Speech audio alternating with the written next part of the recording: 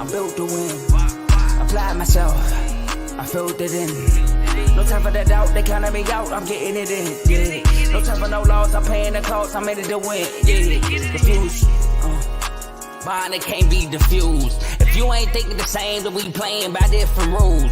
You can't see the vision, we living at different views. Until we complete the mission, keep getting up, never snooze. I walked a mile in my shoes, had the mind of a fool, chasing diamonds and jewels. Trust me, I was confused. Started minding my business and used my mind as a tool. Ended up finding my purpose and found the time to get to it. They told me I couldn't do it. They told me I couldn't make it. They sold it, could never break it. I sadly mistaken. I need a piece of the pie. I want it so bad I can taste it. They told me like told me, keep on running. Toes they gon' take them. Refuse to lose, built to win. Apply myself, I filled it in. No time for the doubt, they counted me out, I'm getting it in. Yeah. No time for no loss, I pay for the cost, I'm winning to win. Yeah. Refuse to lose, I'm built to win. What up, everybody? What's going on? Good night. Hope y'all had a good day. I know I'm excited about today's show. As you see, I have a returning guest, my brother Tony, who's on the show with me again tonight. What's going on, big bro? How you doing today? Hey man, I'm good, man. Just sitting in here, relaxing, sitting back, enjoying, the days of, UConn's greatness, the small stuff. Hey, shout out to the Big East for having two teams in the Final Four. You got UConn and the men and UConn and the women. So shout out to UConn. UConn is just seems to be dominating college basketball right now. So we got to give them all the praise while we can. ACC. ACC as well. I mean, I gotta say this again. Carl said that the ACC was top heavy, but the ACC was pretty good in this tournament with two teams, with some teams that are not considered to be some of the top, like a Clemson and a NC State, who's in the Final Four. So ACC got some bragging rights. Got a little bit of bragging rights. Hey, real quick. All I know is I can't wait to talk about the lineup that I have tonight. We have some. I'm going to change the name. I know I said honorable mentions, but if we're talking about the doghouse and they're not on here, it's going to be the dishonorable mentions. So that's what we're going to do. We have a dishonorable mention tonight, two of them, one from my brother, one from myself. And then I have an honorable mention for the dogs. So make sure you tune in for that. Right now, I am live on YouTube, X, and also on the R2L's X page. So make sure you are tuned in on that.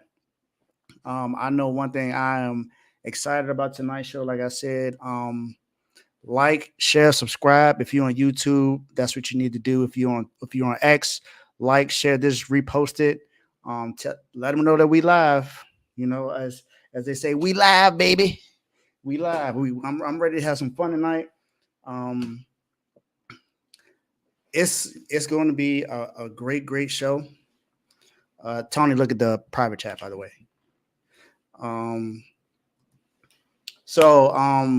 Definitely going to get started here. Not going to talk about the doghouse from who was previously in because there's no one coming out this week. But we're going to go ahead and show the first slide. So this is the doghouse. Welcome to Dave's Doghouse, because what we do here is we turn up. Turn me up, up, up, up. And, we got some people that's going to hear this sound. My guy, you in the doghouse.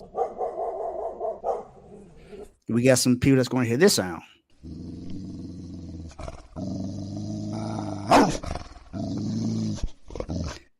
And our honorable mentions and dishonorable mentions, we'll hear this. There's we got some that's going to be crying because they made it to the doghouse, and some crying because they didn't make it to the dogs. So, I'm excited to talk about this. So we're going to talk about the very, very, very first new member of the doghouse for this week. We all kind of saw this boxer as someone who was very unorthodox, not really skillful, bad feet when it comes to boxing. Um, had a very questionable win last year in May against Barroso, thanks to Tony Weeks, who stopped the fight early when it shouldn't have been stopped, and was talking all this trash, basically saying that he could beat Tank and Cruz, and that they were too small. Well, come Saturday, live on Dazzin. I believe it was Dazzin. I can't remember where it was actually live at, but live and on pay per view on Saturday. I believe it might have been Prime. It could be. It was on live on Prime pay per view. We had Cruz versus Roland Rolly Romero. Now look, I am not the biggest knowledge. I don't have the best knowledge when it comes to boxing. But I do have someone beside me who does. So I believe he's going to agree with most of the things that I say. He has already. Let me tell you guys what the CompuBox said with the fight against Cruz. So Rolly, in the first round, landed 10 punches total, but he threw 43, which is not so good. But I mean, to his credit, I wouldn't say to his credit, but Cruz landed only 17 to 55, but the percentage was higher. The power punches is where it got scary for Rolly. So Rolly only landed 8 in the first round. Cruz landed double that. So that shows you who was getting.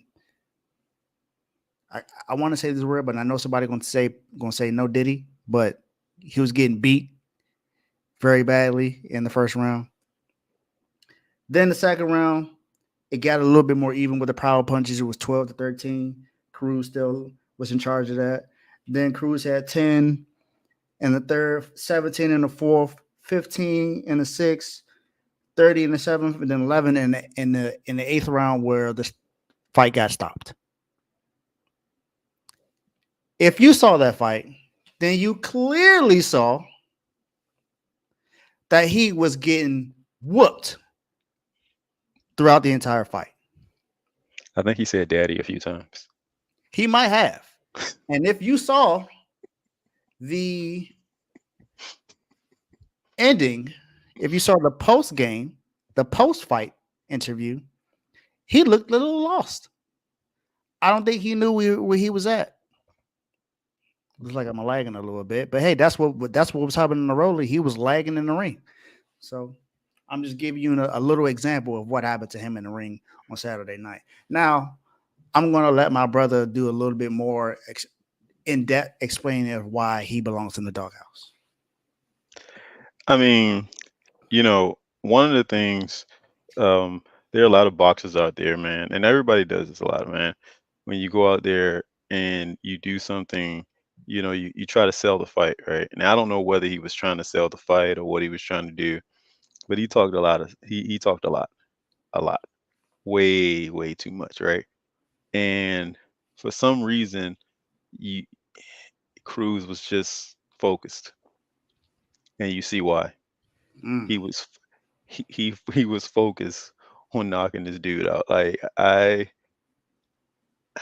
don't know what he was thinking when he came out there, but when you come out there, you got to have a strategy.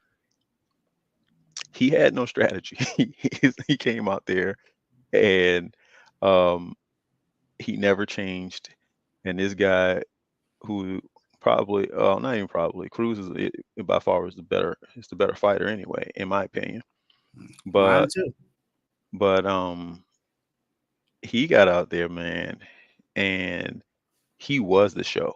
Like everybody comes in there, he said he talked his mouth like he was going to put on a show, and he became the show. Mm-hmm. And He was the circus act. he was the circus act, yo. Like, and his post game interview, his post fight interview, You'd have thought the man was drunk. I was like, is he still getting hit? I was like, is that boy still getting hit right now? I was like, wow.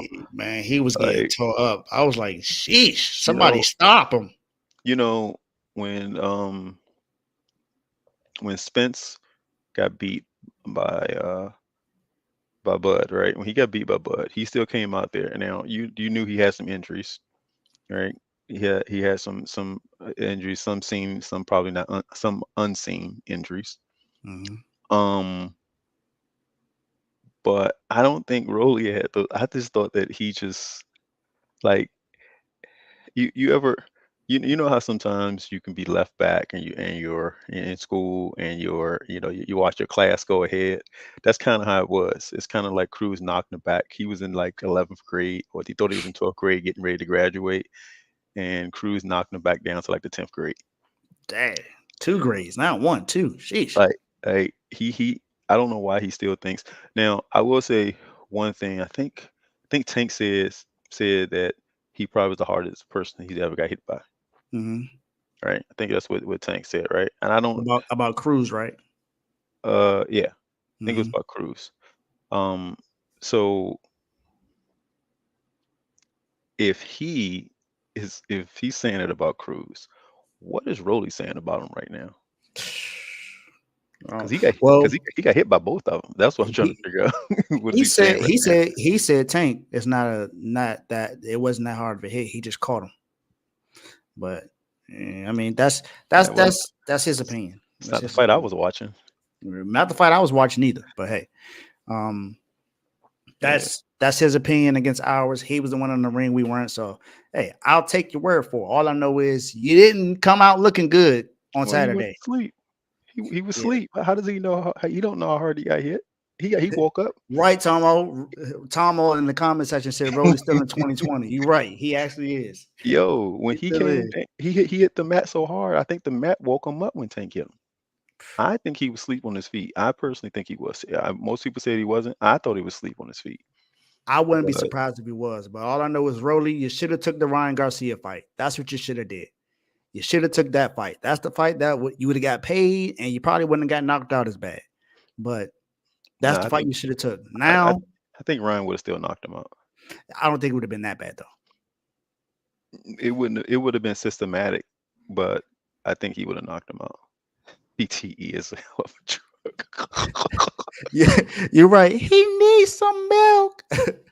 Wake him up. Wake him up. Yeah, I don't know. I don't know what they I don't know what he was thinking. I don't know what their strategy was.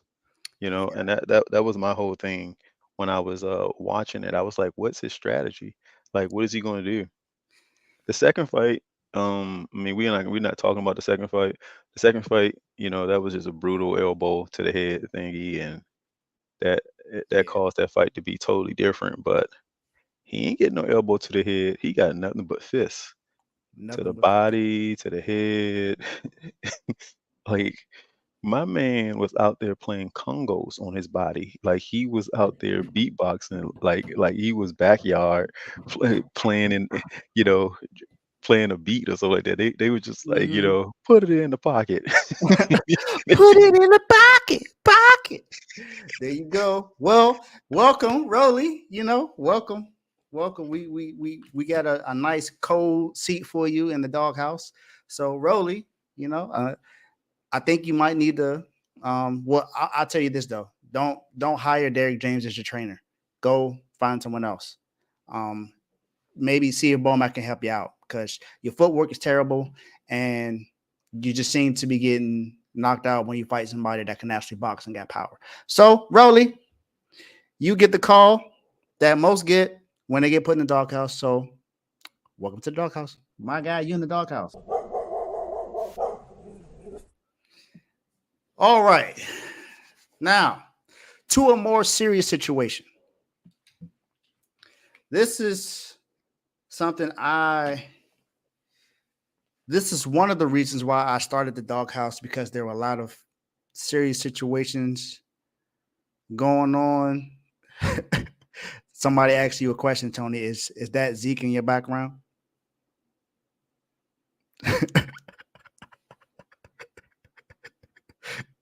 It just might be. Might be, Tomo. Look like somebody missing Zeke just like you do. It definitely ain't. Oh, sorry. Not Zeke. But like I said, to a more serious situation. For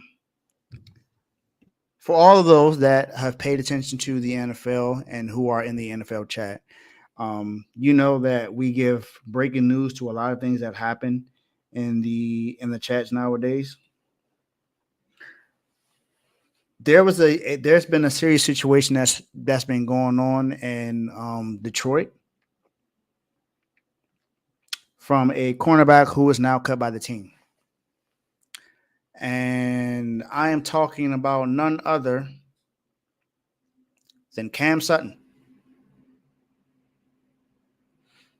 Now, I think I remember saying this when I talked about Jalen Green. I said Jalen Green, I won't talk about his situation with Dre and Michelle because that's his life. That's what he decides to do. He's a young, grown man. He's an NBA player. He's a celebrity. He chooses who he wants to be with. I have no comment when it comes to that. But if the situation became serious, as in like a domestic battle or some kind of battery or anything like that, any kind of domestic violence, then I would talk about it. Cam Sutton is no different. You're not Jalen Green, but you are a known cornerback in the NFL. You play for the Detroit Lions, a team that made the NFC Championship game last year. But I'm not here to talk about what you did on the field. I'm here to talk about your situation off the field, because you recently just turned yourself in 2 days ago because you had a warrant out for your arrest, Cam Sutton. And it's in relation to a domestic violence aggravated battery. And what was this battery? You were being accused. Now, you have not been found guilty or anything yet, so I understand that you are innocent until proven guilty. But from what I've been hearing, you've been running from the police for the last 2-3 weeks, and they finally got you. You finally turned yourself in. So I'm going to give you some accountability for that, for finally turning yourself in. You should have did it when it first happened. Your warrant is for being accused for domestic battery by strangulation. That's for those who don't know what that means, because not everybody knows. And I'm just being serious. It's choking. And one way more than another. I think I might have said that wrong. Okay. Y'all know what I was trying to say. But Cam Sutton, you are a grown man. And I know what I was taught. I don't know you personally. Don't know what you were taught. Don't know how you were raised or anything like that. Don't know your environment. Don't know your upbringing. But I'm just talking about the man that you are today. I think you are mature enough, or you have enough knowledge to know that hitting your partner, hitting a woman, is not right in any form or fashion. Now, I understand if you're defending yourself as if your life is threatened, or she's hitting you, and you want to stop her from hitting you. Okay, I get it. But hitting a woman is wrong on all terms, other than what I just explained. You deserve whatever you get if you are found guilty. The fact that you've been running away from the police for the last 2-3 weeks makes it seem like you were guilty. You could have helped yourself out a lot more if you came and, you went and saw what happened. And then, for one, you got cut because they've been searching for you. No one could get in contact with you. So that means you purposely left because you knew that what you did was wrong. In most situations, when someone has a fight and in their case, they don't run from the police. They turn themselves in immediately. even when I know that this is not a good example, but I'm going to bring this up because Ray Rice, even in his situation, he didn't run from the police. He went and he didn't hide from anyone. He went and served and did what he needed to do. He got cut by the Ravens, of course, but we all know what happened in that situation, and what he got is what he deserved. Whether he was drunk or not doesn't matter. We know that what he did was wrong because we all saw the video. We have not seen any video confirmation of what happened in the situation, but I'm almost certain that it's going to come out sometime soon. We all know TMZ somehow gets the video and post it. So I know more than likely we're going to see this sometime soon, and it'll clear up whatever it is, whether it's true or not. But I'm going off of what I've seen from my sources. Cam Sutton doing something like that is disgraceful. So I hope that this is not the case, and that what you did, what they're saying, what they are saying that you did is what you did not do. But if you did, just know that you have a spot here in the doghouse by yourself, because this is a serious situation. This is not something that should not be happening. Your thoughts, Tony? Yeah, I mean, this is a sad situation, and I don't know what his explanation is, but I'll give you guys a little legal explanation for a lot of these different things. Most people don't understand a lot of things. So, um, protecting yourself is one thing. Being the aggressor is a different thing. All right. So I think he was. Um, I think the charge was assault by strangulation. I believe it is the charge. Yep, assault by Um, strangulation. so that means that even if she was hitting him, which is an assault, which she could be found also guilty of. They could charge her also for assaulting him. It could be misdemeanor, second degree, or third degree in that case for her doing such a thing, right? Um, but his thing is going to probably be first degree assault, um, and it'll be a felony at that point in time. So um, when he became, if the idea was to get her off of him, um, like even the Ray Rice thing, technically it looked bad, right? I'm gonna tell you, he shouldn't women. Hitting women is wrong regardless of what it is, right?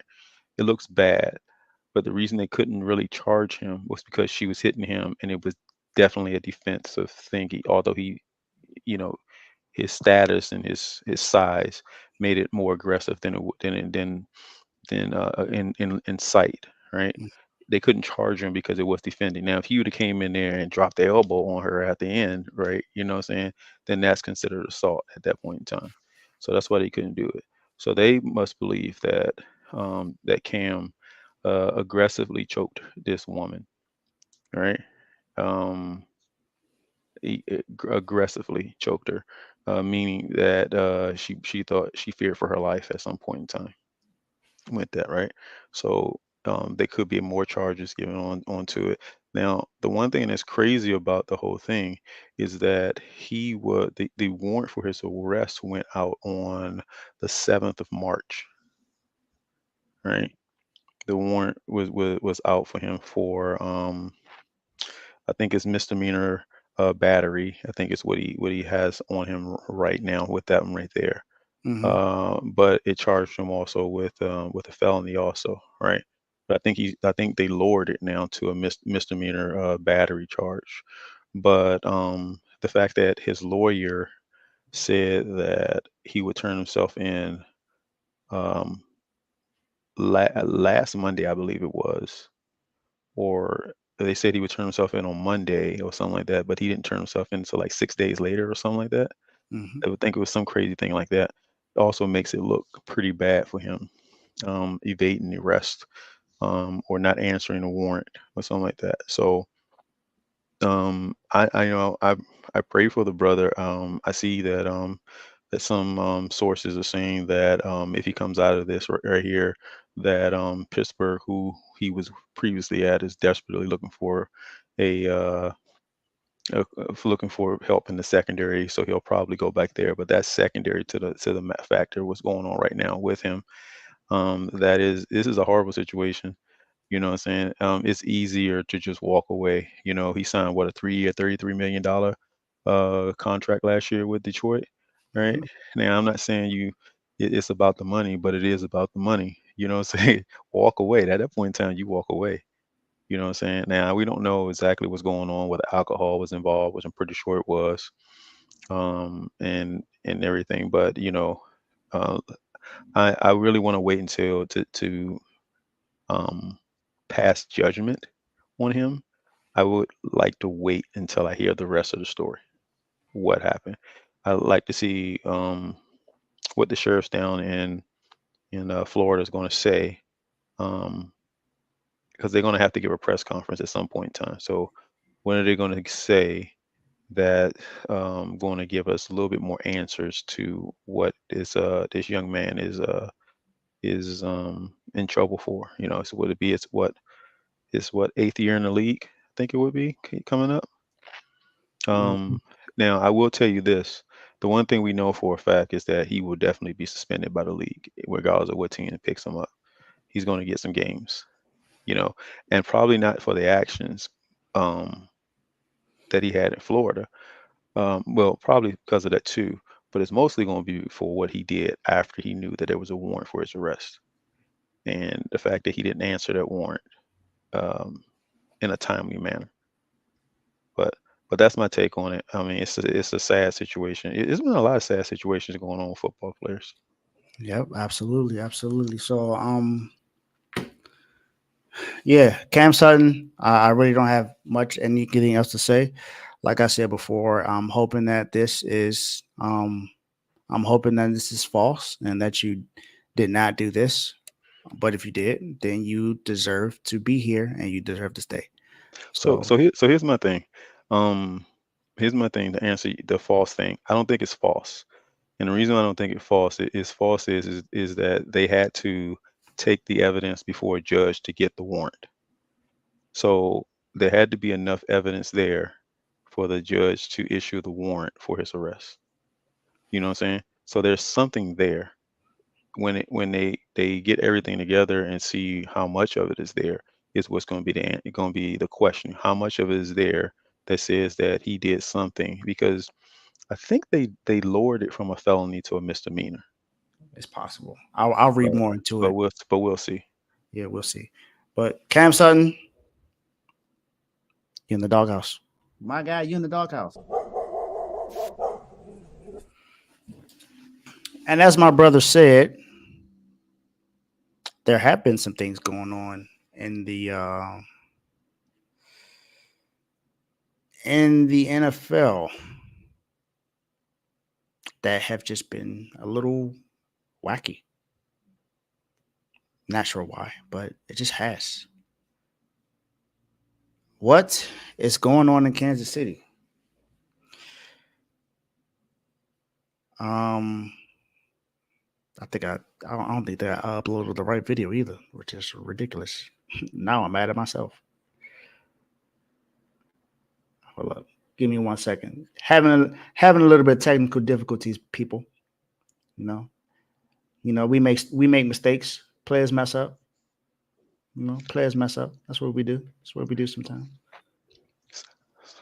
So I help y'all a little bit and give you a little commentary while it's going on. Okay, while you're looking for that. All right. I appreciate you, sir. So guys, we got a little bit of an issue here. Um, there seems to be something wrong with the water in Texas and in Missouri, because apparently um, it makes you do things, and it makes you do crazy things, right? It's kind of like love. Apparently, they love the water down there, and they love it so much that they do crazy things. There's another player, young player this time.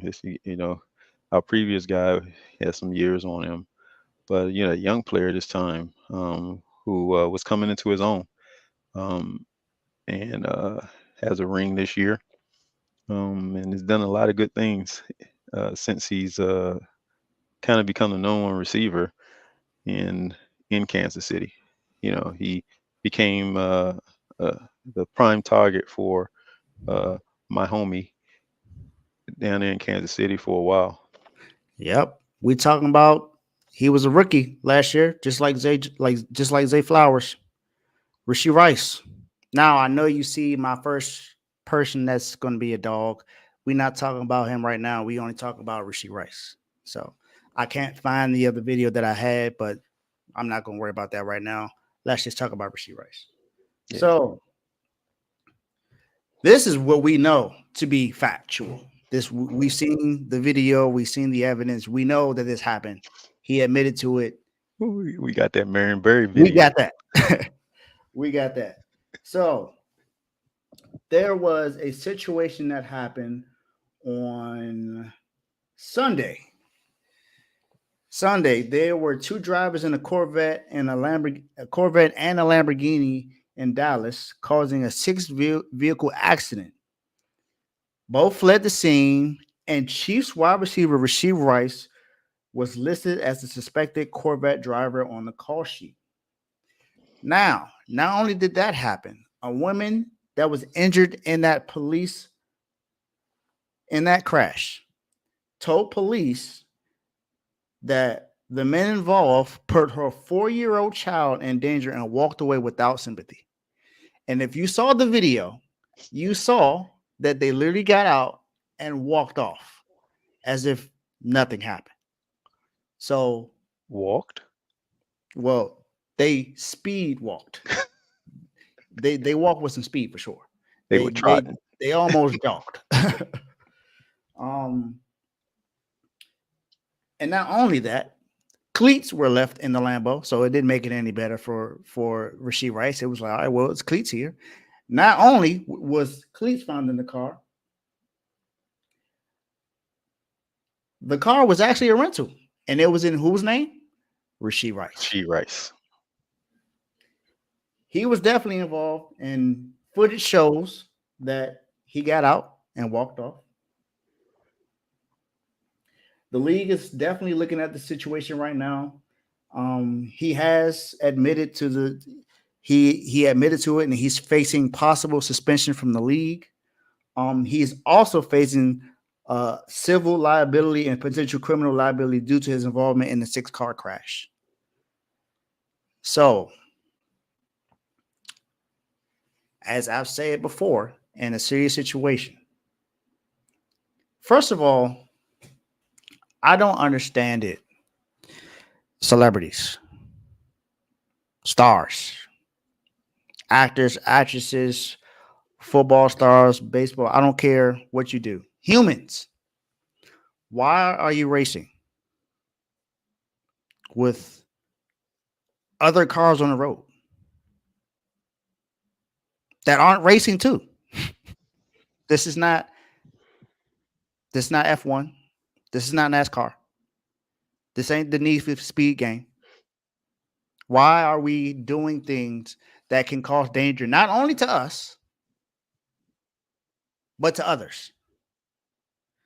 I don't understand what goes through people's minds when it comes to the thrill of racing with other people on the road. You do know that other people aren't going to react the way you react while you're driving in dangerous speeds, whether it's the highway or on the street with other cars involved that don't know what's going on. Some people are scared of speeding cars and don't know how to react to that. Some people are perfectly fine. Like my brother, he's a professional driver. He's just going to look and like, oh, well, somebody's going to get a ticket. Somebody's going to jail or something like that. But he's fine.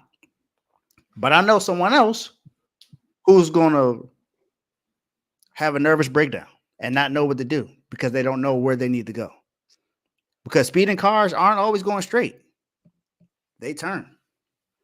And we don't know what their destination is. We don't know how they're going to turn. We don't know how good that they can drive.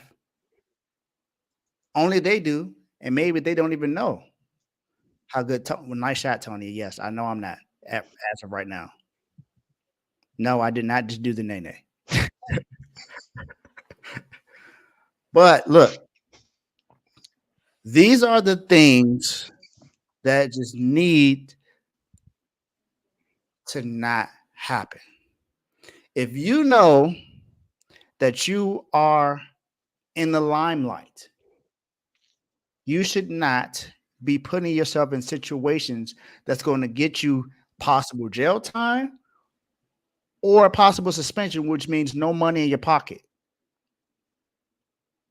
Now, I'm not saying money is the end all be all, but you're getting paid millions of dollars to do something that you love. Why would you put yourself at risk to have the game that you love be taken away from you, whether it be a few games or for some years? Why would you risk that? I've never been. I'm not a star. I'm not a professional athlete, so I'm not speaking from just my perspective. I'm asking a general question. What goes through your guys' minds when it comes to this stuff? Are you thinking of just yourself? Are you thinking of just the fun?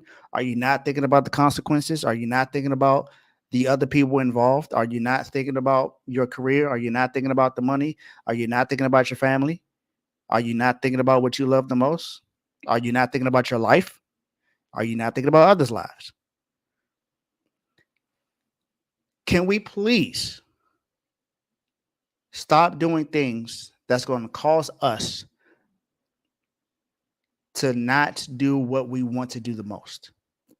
And that is enjoy life and have fun and be able to do what we want to do, travel where we want to travel, spend time with who we want to spend time with, buy what we want to buy, or have any kind of business that we want.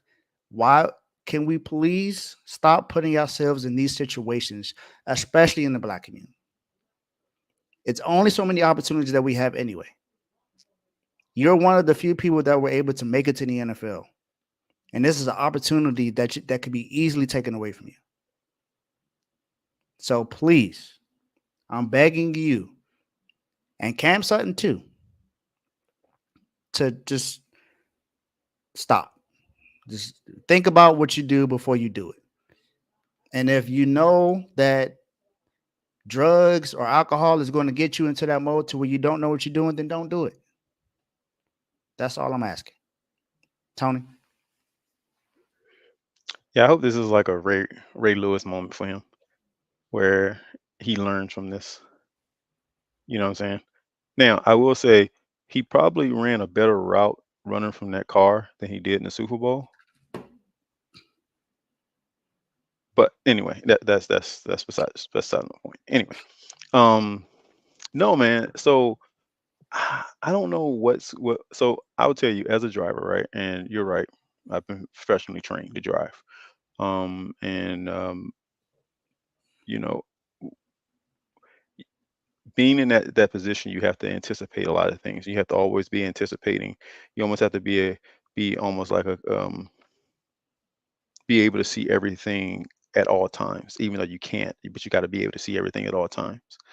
The one thing that I know for a fact, because I've seen a lot of it, is that a lot of people think that um, there are no cars out there the wee hours of the morning, like driving around. So they get a main road and they want to hit that main road and want to test the speed of those type of cars. The one thing they don't understand is that when air gets underneath that car, like it generally does when you're driving at a high rate of speed, the one thing is difficult to do is stop.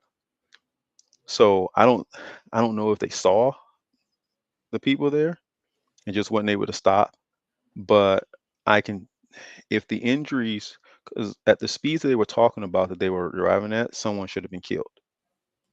Okay, just keeping it 100. Someone should have died. Okay, thank God no one did, but someone should have died. But that lets me know that they saw what was going to happen. Probably hit the brake too late, but hit it just enough time to where there was no real major injuries that happened to anyone. There were some injuries. I think there were three people that got injured, I believe, doing that. Mhm. So but it didn't sound like it was major.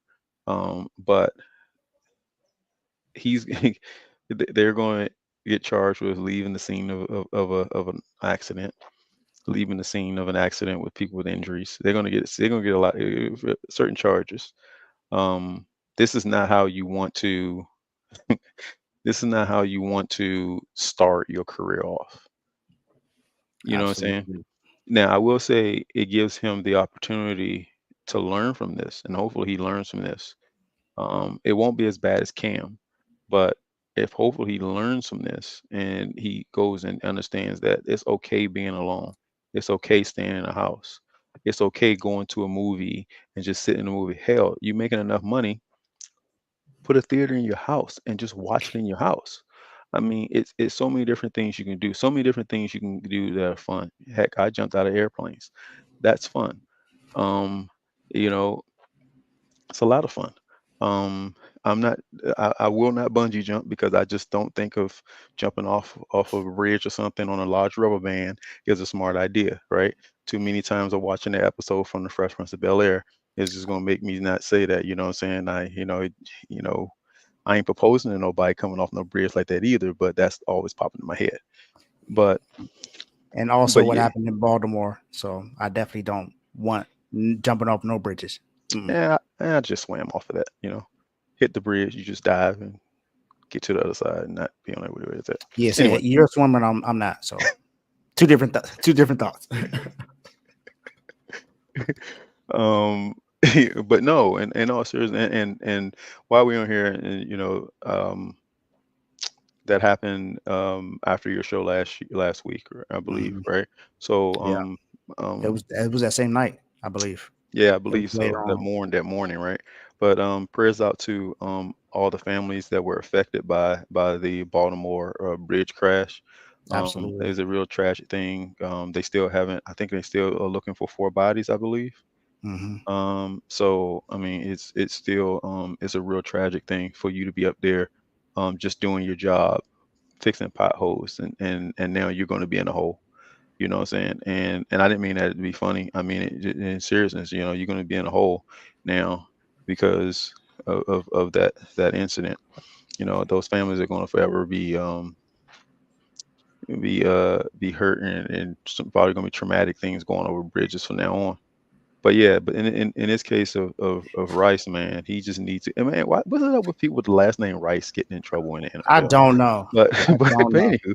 anywho, he's it's not as bad. He should be in a doghouse. Right? He should be in a doghouse. I agree. This is not something. I don't think any of the guys that you have up here, I can disagree with them being in a doghouse. I did say there should be one more person on there, but I know. my dishonorable mention. But yeah. Anyway, that's it for me with this guy here. Hopefully, and prayerfully, he comes out of this safe. Um, and he misses probably about. I want to say they're going to probably give him about 6 games. It's possible. Definitely possible. Well, Rishi Rice, that's pretty much what we have to say. So I hope this is a learning lesson for you and for others as well. I hope this is a lesson that you see that just as quick as you can get to success, being a Super Bowl champion in your first year, playing with the best quarterback in the league, and the best head coach in the league right now, and Andy Reid and Patrick Mahomes, and having the opportunity to know that you can have an opportunity to get it again next year, it can easily be taken away from you. So, Rasheed Rice, welcome to the doghouse. My guy, you in the doghouse. Hey, hey, real quick. Andy always says this one thing that Art used to say all the time, right? And it's just so true about life, man. Life is just a flicker, right? It's just a flicker. You can have it one day and then it's gone the next day. And this guy could have lost his life that night. 1 year in the NFL, and you out here racing cars, and you could have lost your life that night. Because life is just a flicker. Look at what happened in Baltimore. Exactly. And prayers to the Davis family, Vontae Davis. I know he just lost his life. So I know how, that they are both Vontae Davis, that family's from the DMV area. They both went to University of Maryland. So we know We know about these guys. So prayers to Vernon Davis and the Davis family. Definitely, hopefully, y'all have our condolences for sure. So I'm gonna do just a quick little small commercial break. I'll even, break into it. Honestly, like I won't let it play all the way. So I'll be back in about 30 seconds or so. Yo, my name is Lambo Anlo. This is Dimitri. This is Ed Hahn. My name is Daryl Julian, and this is Refuse to lose sports. Refuse to lose sports. Refuse to Lose Sports. Refuse to lose sports. Mine, it can't be diffused. If you ain't thinking the same, then we playing by different rules. You can't see the vision, we living at different views. Until we complete the mission, keep getting up, never snooze. I walked a mile in my shoes, had the mind of a fool, chasing diamonds and jewels. Trust me, I was confused. Started minding my business and used my mind as a tool. And I said 30 seconds, but I went over 5 seconds, but I'm back. We are back. Me and Tony. We're brothers. We're happy and we're singing and we're colored. Give me a high five. All right. Y'all know what show that came from. But yeah, now we get to talk about the dogs of the week, and we already have the first one on the board. So let's just get right into it and talk about my favorite baseball player in the league right now. He used to be a Boston Red Sox. He won the world title with us in 2018. He's the last He's the last player in Red Sox history to have 30 stolen bases in a season, and that was in 2018 when we won the World Series. Mookie Betts, as I said, my favorite player. I believe Mookie Betts is going to have another MVP-like season, kind of, sort of. Well, not MVP-like season, but like Golden Glove and stuff like that. I think he's going to have another successful season. Shout out to the Dodgers. The Dodgers have won 6 of their first 8 games this year, with 5+ runs in all 8 games. And it's pretty much been led by Mookie Betts. Mookie Betts has been playing pretty well this year. In 2024, he has a 611 batting average right now, 72% on base percentage. His slugging is a 1.389. He's hit 4 home runs so far, 10 RBIs, 9 runs, 7 walks, and 2 stolen bases. Mookie Betts is starting to catch fire already. And then you got to take into account who he has on this team. He has Shohei Ohtani. We already know what he's capable of, even though we know he has a legal situation that he's going to have to deal with because, he trying to get that money that he gave up years ago back. Then they just re-signed one of their stars to a 10-year, $140 million deal. The Dodgers have made a lot of moves this year to be able to put themselves in position to win the World Series this year. And for me, I think it all depends on how really good Shohei Ohtani plays and how good Mookie Betts plays. Mookie Betts plays pretty much everywhere on the diamond. You can put him at first base. You can put him at second. You can put him at shortstop. He's going to make plays no matter what. He's a really good defender, and we know that he's not your power hitter when it comes to being like a home run hitter. But he can hit some bombs. He's fast. He's going to steal some bases. He's going to do whatever it takes to help his team win the game. Now we know the Dodgers came up short last year. We all know that they're pretty much the favorites to win it all this year because of all the moves they made in the offseason with Shohei Ohtani, signing Yamamoto, believe it was Tyler Glasnow. They made a lot of moves this offseason, and Mookie Betts is like, well, this is my time to shine. He's balling so far, and in the very early baseball season, we know they play 162 games. It's only been 8, but so far, so good. So I had to talk about him. I have another baseball player I'll talk about in my honorable mention, but right now I had to give his just due for right now for Mookie Betts for how good he's played this early in the season. Tony. Yeah, he's the one player that I've always, out of all the players that we've lost, we lost Bogarts, we lost, we lost some good players, right? Mm-hmm. Players, all right. He's the one player that I've always hated that they got rid of, that they let go, and they didn't just get rid of him; they traded him. And I was like, whoa, whoa, hey, what are we doing? What are we doing here? Right? Um, yeah, he's always going to have this type. He's one of the most disciplined hitters. He's one of the most disciplined fielders that's out there. He's a complete player. So he's always making the right moves, or he's making the right moves. I'm going to correct you a little bit. He's hitting 500 right now. So he's hitting 500. He's exactly. I think it's like 15 to 30. I think is what he's hitting. Right? He's at right now 30 at bats, 15 hits. I think it is. So he's hitting 500, which doesn't surprise me. Doesn't really surprise me about him. Um, the one thing that helps him out a lot is who he has hitting around him. Also, that lineup is pretty tough. So the fact that he has that around him, kind of like what he had in Boston for a while. When you have that around you, it actually helps out a lot. Who are you going to pitch to? For some odd reason, I don't know why. I have no clue why they've done it this year, but they decided to pitch to him. But I mean, he's really. I think he's had 38. Yeah, so he's had 38 at bats, really, right? Because he also has 8 walks. So, you know, and then he's young. Most people don't realize how young he is. He's actually a young player too. He's only 31 years old.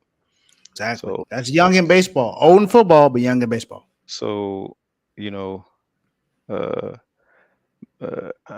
I like to pick with him and call him by his real name. So Marcus is doing really well, and uh, he's doing really well, and he's. I expect him to have a monster season. He will be in the MVP talk before the year is over with. So, um, shout out to him. And I've always liked him as a player. I always like someone who plays hard every single pause. He plays hard every single night, and you know, uh, just a great player. That's all I got to say about him. I agree. Definitely a great player. Definitely a great player. Like I said, my favorite player in baseball. Yeah. Yeah. He's doing well, man. I like you don't expect. So when I saw you had him up there, I was like, why you got him up there? He's only doing what Mookie does. That's what Mookie does. Hey, And I get it, but no, I get it. I get it though. I get it though because there's been a times when he should have been MVP, even with the Dodgers and stuff, where he's been overlooked. To not get there, to not get there. I don't know where he finished last year in the MVP race, but he should have definitely been in that talk. Yep. Sure should have. Well, you're the first to be introduced to the new Dogs of the Week. So, welcome, Mookie. Glad to see you here.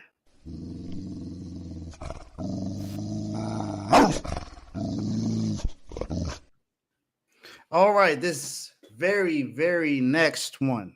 Tony is going to love this one for sure. Because this is his head coach. He knows this head coach very well. We all do.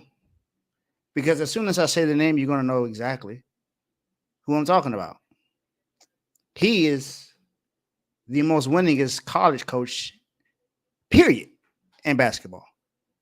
Not just in men's, not just in women's, not in just the Big East, period. I'm talking about UConn's head coach since 1985. That's how long he's been there. Gino Auriemma. Gino Auriemma has his Lady Huskies in the Final Four again. This man, 69-year-old Gino Auriemma, has a total record of 1,213 wins and 161 losses. I don't think y'all heard me when I said that. He has 1,213 wins and only 160 losses. And he's been the head coach since 1985. Not only is that his record, that's just the wins and losses. He also has now made 23 Final Four appearances, and he's on pace to win his 12th, not his first, not his second, not his third, not his fourth, but his 12th national championship in college basketball. They had some injuries this year, and they still went 33-5. They still won the Big East tournament. They beat the number one team in USC. And when I say they did an awesome job defending their best player, Juju Watkins, if you didn't watch that game, then you don't know what I'm talking about. But she did not have an easy shot all night long, because this head coach made sure those young ladies were ready to win that game. When I say that they out-hustled them, they out-hustled them. They made the right plays. They didn't turn the ball over that much. They shot better from three. They did everything right. They had more rebounds. UConn is what it is as a program in college women's basketball because of this head coach. He turned this program around. Now, this is what you call a great coach, a Hall of Famer, an elite coach. I don't know what you can say about Coach Calipari, but Tony, go ahead. That's a crazy jab there. Yeah, man. So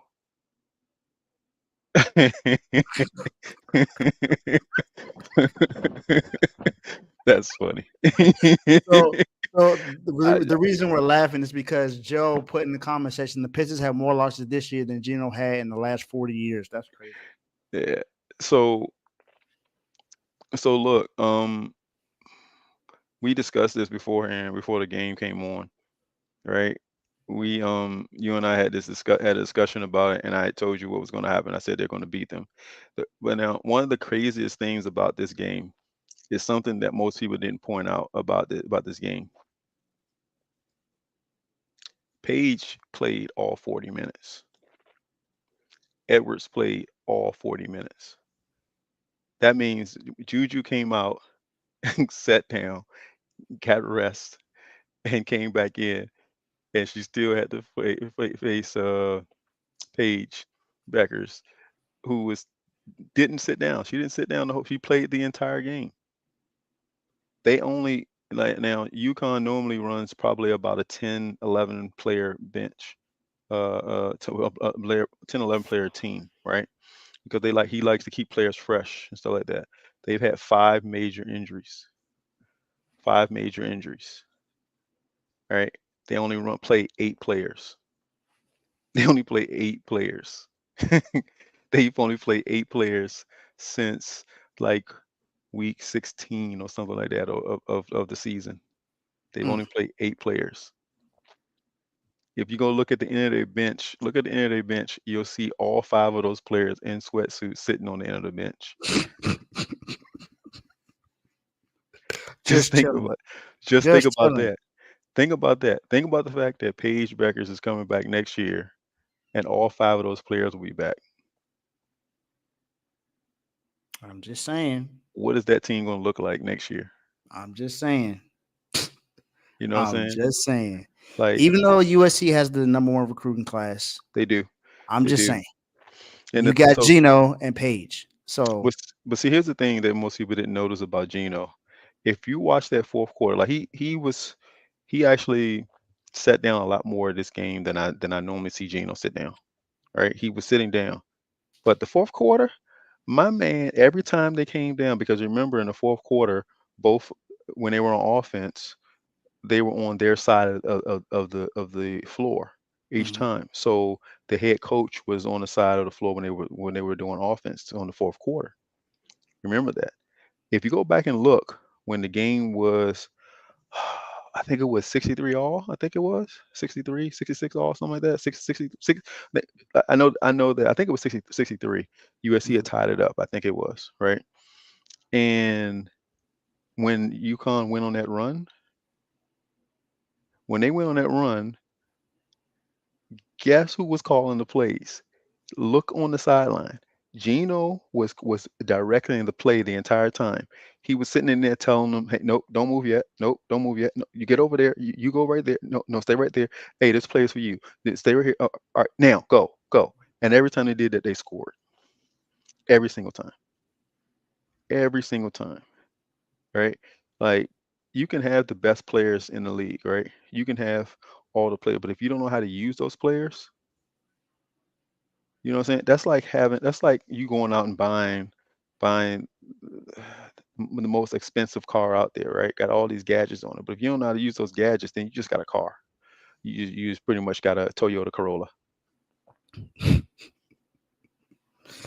You know what I'm saying? Yeah, absolutely. And he knows how to use his players. He knows the strengths and weaknesses of his players. He knows how to get the most out of them. They've learned how to play as a team. Kind of like, and to be honest with you, kind of like why South Carolina is winning the way South Carolina is winning because they've learned how to play as a team.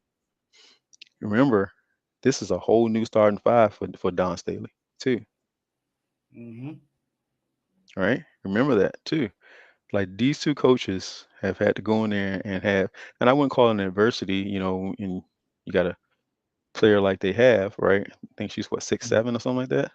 So Yeah. when you got somebody like that, and you kind of gives you an advantage. Also, we don't really have to worry about it. Just throw it into the big girl and let her do what she does. But what UConn had to do with Leah Edwards getting hurt, that's why she has that mask on. Um, and them having to play through that first. When they played South Carolina the first time, they had just had another injury. They were out down 4 players. Now they've learned how to play each other. That's going to be an interesting matchup. Now, will they get past Iowa? We'll see.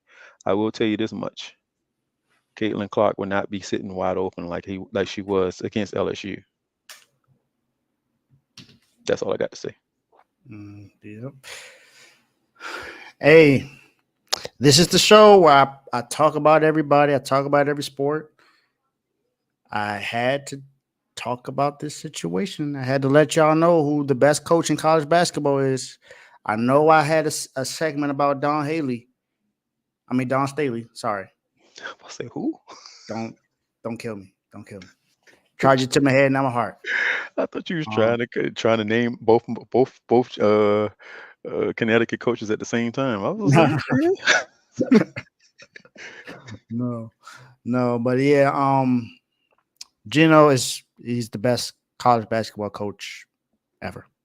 You just got to say it. Especially in women's. I think it's without a doubt.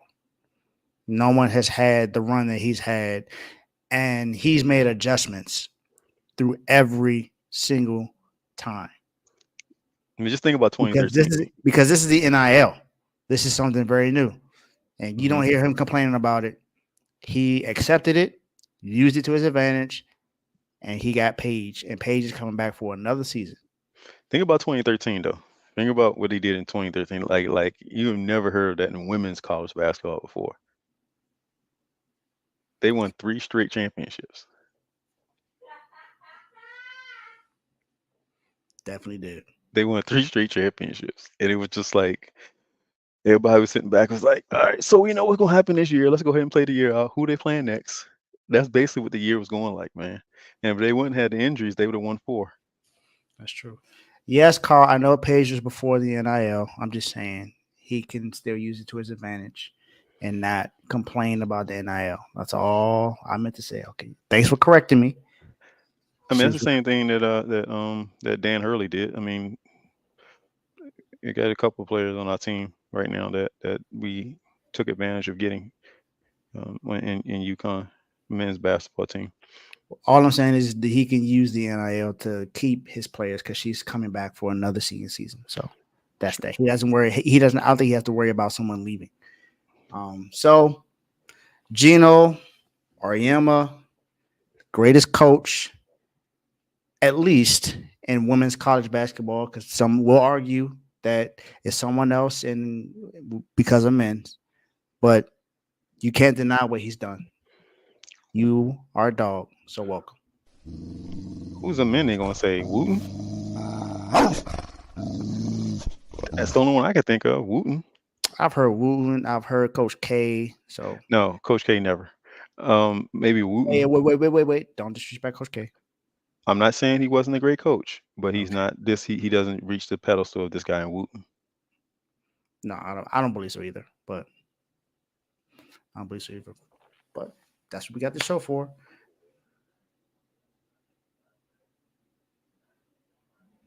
So now, with that being done, we are not done with UConn just yet. Just yet. Yes, I have someone else in UConn that I would like to talk about, and we literally were just talking about her. It was Paige Buckners. I'm saying that right. Correct? Paige Is it who? is Buckners or Buckners? Beckers. Beckers. Okay. See, I said it. I said it wrong twice. So Paige Beckers, the star in one and only UConn, coming back for her senior season, had the challenge of guarding the best freshman in women's college basketball this year. I would say you could say between her and Hannah Hidalgo, but I would say it's Juju Watkins for sure. Real quick, Especially you watch her play. real quick before you continue on there, shout out to her also, right? Because the referee shook her in that game with the things that they did to her in that game. Just shout out to her, man, because I think that was horrible how they, what they did to her, stopping the game for her to take a nose ring out. And I've seen so many players play with nose rings in the game and things like that. I just thought it just took her off her game. She was never the same. She tried to get back in the game. But anyway, my bad. I just wanted to throw that out there about her. Yeah, that was crazy what they did to Hannah. Even though she plays for Notre Dame, and I don't like Notre Dame sports, period. Whether it's football, basketball, lacrosse, hockey, I don't care. I don't like Notre Dame at all. But I will give praise the way praise is due, and Hannah Hidalgo is definitely a really good basketball player. But we're talking about Paige right now. As Tony said in the previous segment with Gino Auriemma, this young lady played 40 minutes in the Elite Eight game against USC. Not only did she play 40 minutes, she put up 28 and 10, along with 6 rebounds. She was 3 of 6 from 3, 11 of 23 from the field. But that's not even the best part. The best part is that she, majority of the game, guarded Juju Watkins. The young lady that I talked about, the young lady who was the first 2-time dog of the week on my show, she took on Juju Watkins. Now, you'll see that Juju Watkins ended with 29 points and 10 assists, along with, and 10 rebounds and 2 assists. But you will also notice if you look at the other stats, she was 2 of 6 from three, which means she didn't shoot as much as she wanted to from three. Well, her teammate shot 15 of those threes. So for those of you that were in the college basketball chat, you know how I felt about that situation. Um, Juju Watkins also shot 9 of 25 from the field. Now, I'm not the best at math, but I consider math one of my favorite subjects. And all I know is that's not a good percentage. 9 of 25 from the field is pretty bad. Now, I will say that you may say that there were a couple of foul calls she maybe could have gotten, but I'm not mad at the calls that she didn't get because it was pretty much a tough game call on both ends of the floor. I feel like that game, you can't blame that game on the refs. I don't think you can. And I'm not here to do that. I'm here to give Paige her just due. She has the opportunity to go win a championship this year with Gino as her head coach, along with all of her other players that she had on her team. Edwards, like you said, stepped up as well. She had 24 points and 6 rebounds in that game. She was balling.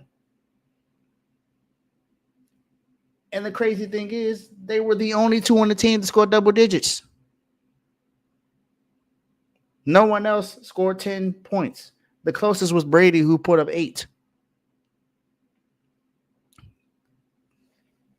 Paige Beckers is a baller. She's a dog. Tony, I know you already talked about her in the last segment, but I'm pretty sure you got some more words for her. I mean, most people don't remember a lot about her before all the two injuries that she had. You know, she came in and won Player of the Year as a freshman. Um, her and Caitlin Clark, I believe, came in the same year. In the basketball the same year.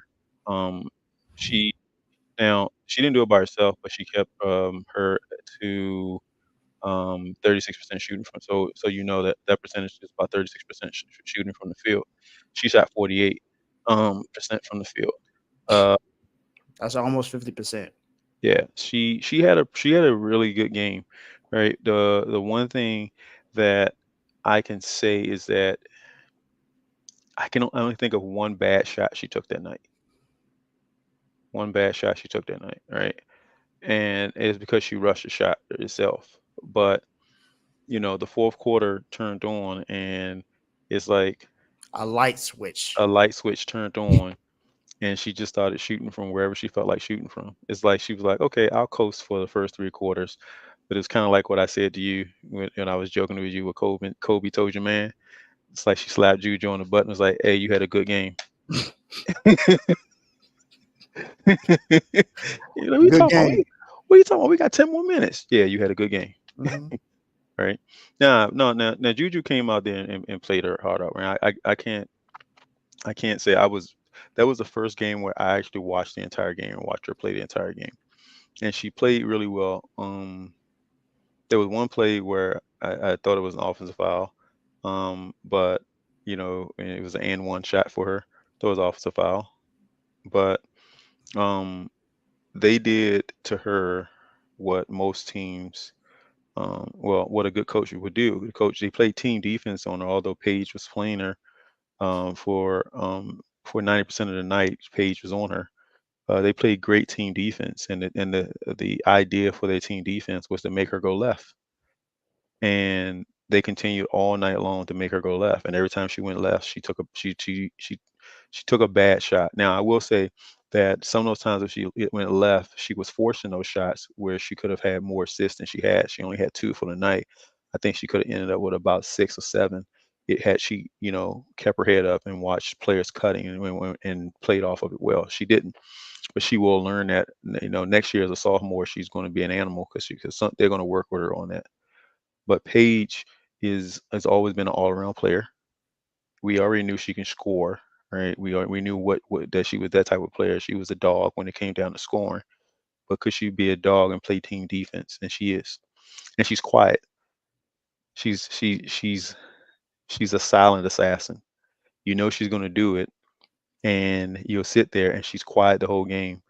And she's one of the best right now at running her running players into picks right now. She's one of the best at it. Caitlin Clark's really good at it too, but she's one of the best at running her players into picks to get those shots open, get those open shots the way she get them.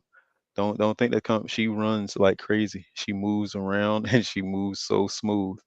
And it doesn't look like she's moving that fast, but she's moving so smooth, and she can use both hands, which may come in handy when she's doing other things. But she can use both hands.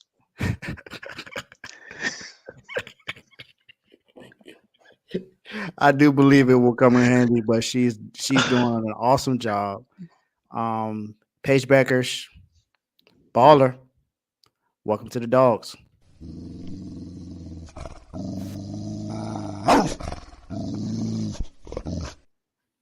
Okay. By the way, if you saw my reaction while Tony was talking, my eyes got a little big. So even though the Pistons lost tonight, which is not unusual, Malachi Flynn put up 50 points, 6 rebounds, 5 assists, and 5 steals, and shot 72% from the field. That's crazy. That's nice. But they lost. All right, now as we continue, we have just about 4 more people to talk about tonight. And this next young fellow plays for a school in North Carolina, not North Carolina University, not Duke, not Wake Forest, but NC State. He's not doing great things on the field. He's doing some really good things off the field, off the court. Sorry, off the court. And he's having a really good tournament, and he's leading this team right now. DJ Burns, NC State. DJ Burns for NC State had a huge game against Duke in the Elite Eight. What did DJ Burns do? Well, DJ Burns put up 29 points, and I think it was 29 or 28. Put up 20 plus points and 10 plus rebounds in a huge game in the Elite Eight. He has NC State in the Final Four. Now, I know I talked about UConn having 2 teams in the Final Four. Well, guess what? NC State also has 2 teams in the Final Four, and men and women's. So shout out to the ACC for having 2 teams in the Final Four in both tournaments. But I think we all know that DJ Burns has been the highlight of not only basketball, but football. DJ Burns is also getting looked at by NFL teams. Now, he hasn't played, from what I remember, he has not played football since high school. He hasn't played a lick of football in college at all. He's played strictly basketball. But there are NFL teams that want him to come play for them. So he's not only good on the court, they believe he's going to be good on the field. And when I say his off the field, just know that this man has a really good business mindset, and he has vending machines going around, and that's how he's able to get recurring income. You know that there's 2 types of incomes that you guys can make. It's active and passive. So he's not only actively making income, he's making passive income as well. So, DJ Burns, you're a dog, and I'm pretty sure my brother has more to say. Yeah, he's had a great tournament. The one thing that this thing about the game before, I can't remember who they played the game before, right? But I think he only had 8 points that game, right? but he had like 12 assists or something Yeah, like that. that's when they play Marquette. Yeah, he had like 12 assists, something like that. Now I expected him to struggle against Marquette because they are a pretty decent um, defensive team, right? Although they had an injury, uh, but I thought they were thought they would play him a little different. But it's like when he sees any one of those North Carolina teams,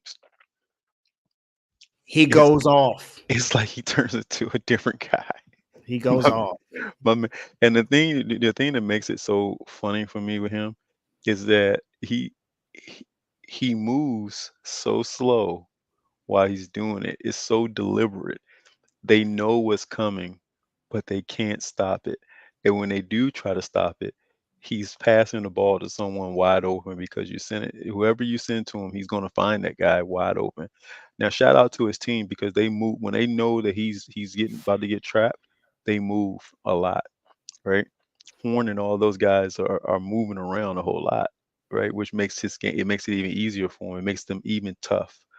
Um, the one thing that no one is really giving. So I think they got right now Purdue as an 8.5 point favorites right now against Yeah, them. I'm taking I, NC State in this game. I think they're 8.5 point favorites. And that's just because of Edie. Um, but I don't think they understand that. First of all, that guy doesn't have very good footwork, right? He doesn't have very good footwork, in my opinion, right? I don't know why I keep hearing people calling him the best player in college basketball. He's not, right? But He's NC the State, tallest player in college basketball. NC State has a chance to beat them, and it will because of DJ Burns, because I don't think he's going that backing him people down trying to get through him like that. He's not going to be able to do that with that guy. So he's gonna have to learn how to that he hopefully that little hook shot he can hit it from 10 to 15 out, because as far as bodying him down, he better get in that position soon, sooner than later, and position himself 10 feet in. If he doesn't, he's not going to back him down. And then the one thing about Purdue shooters is that you can contest those shots with them, which NC State's going to do. If you contest those shots with them, they're liable to miss. They're not that great of a shooting team when they got it when it's contested. So NC State can win this game. You know what I'm saying? It's the other game spread is even funnier. Um, but yeah, I think that they can they got a chance in it. But that dude right there is a dog. I like him. I would love to have him on my team at any point in time.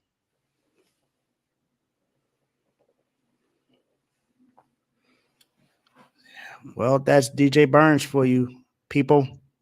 DJ Burns, dog of the week. Great job with NC State. Welcome.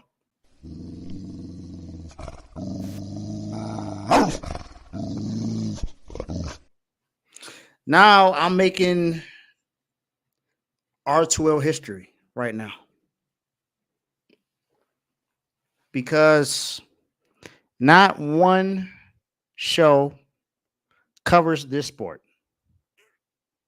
Not one episode have we talked about anybody from this sport or even mentioned anyone from this sport.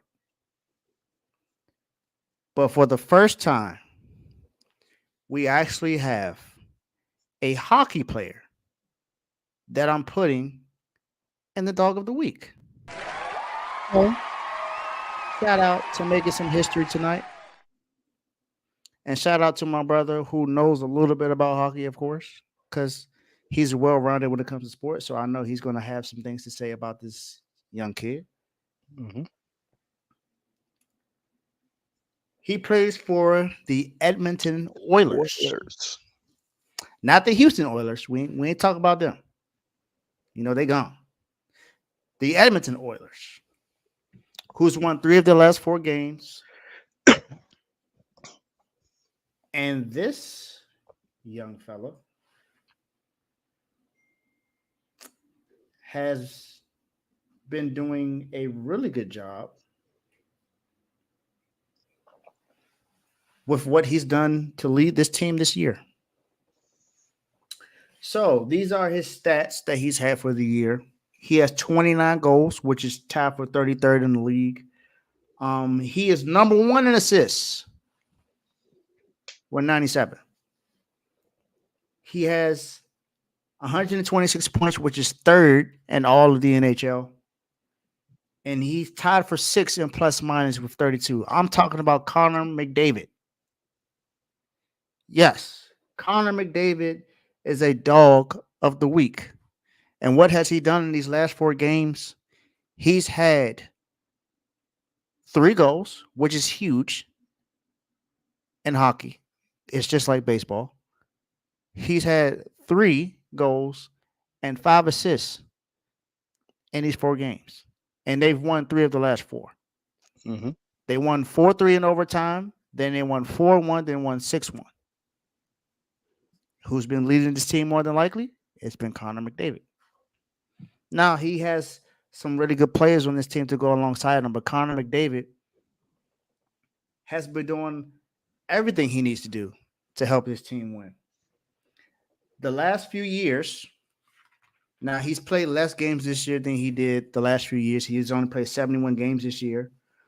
But if you look at what he did in 2022 compared to in 2021, the 2021-2022 season, compared to this year, where he played 9 more games in that season, he had more goals, but he only had 4 more goals that year, and he had less points. He only had 123 points that year, and he has 126 this time. And he has more assists this year. So I believe he's balling this year. He's averaging 7 points per game. So he's doing everything he needs to do to help his team win. Tony, I know you watch hockey, so you know a little bit more or a lot more than I do about this guy. So, dog of the week, what you think about Connor McDavid? Yeah, he had a few injuries that it was setbacks for him for a while. He came in the league in 2015, number 1 overall pick, I believe he was. Yep. Number 1 overall pick. So yeah, he's coming to his own, especially playing center like he does on that first line, like he does on there. He also plays very much like an enforcer sometimes. He's not afraid to get in there and scrap when he needs to scrap, right? Um, so yeah, he's one of the main reasons why they are in the position that they are in. You know, so his assists are crazy, man. Like if you go in there and watch some of the things he does on the ice, it's crazy, man. But they expected this out of him a long time ago. He's coming into his own now. I think he's now understanding what his role is and how to play in that role and when he gets in there. But that first line with him in it, they are dangerous, man. Look for them to go pretty far this year. I can't remember where they are right now as far as their the team record for them. It is, I don't remember off the top of my head. I wanna say they are They're 45 and 23 and 5, second in the Pacific yeah, Division. second in the Pacific Division. Yeah, I figured that's what I was about to say. So Yeah, yeah, so they're playing the Dallas Stars right now. yeah, it's 0-0 right now in that game. I don't expect for it to oh, no, actually they're down 1 now. Just saw that Dallas just scored.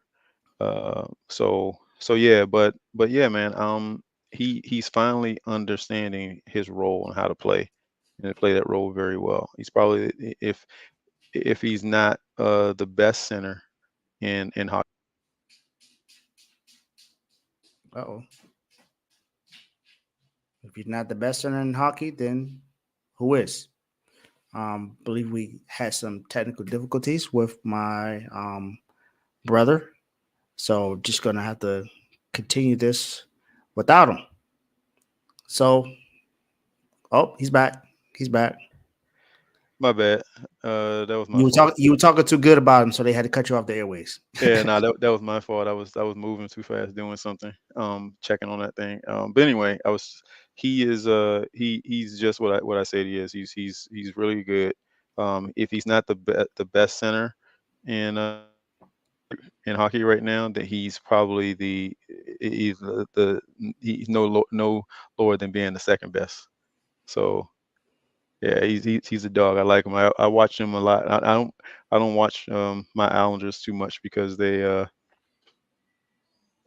you don't know what team you're gonna get. They kind of was like the Purdue from last year. You never know what you're gonna get. Yeah. But anyway, yeah, good pick. Good, he is a dog. He should have been here a long time ago in your show. So he's gonna pick a hockey player, he would be the player to pick. Yeah, but for me, it was either him or Sidney Crosby. We all know who Sidney Crosby is. So There's this other kid too, man, that I can't think of his name, but that kid had like the fastest of like 50 goals this year or something like that. That kid is yeah. I can't think of that kid's name, but he's that kid is the new young Sidney Crosby right now. Yeah, you're talking about Austin Matthews? No. Yeah, I think that's his name. I think Yeah, Matthews yeah, is yeah. his name. I think Yeah, Matthews is his name. Austin Matthews. Because he was the ninth player in the NHL history to have a multiple 60-goal seasons. Yeah, that's him. Yeah. Whew. Man, well, Matthews, you might be here next week. Who knows? But Connor McDavid, welcome. You made history. You're the first hockey player to be on the doghouse, but as a dog. So, welcome.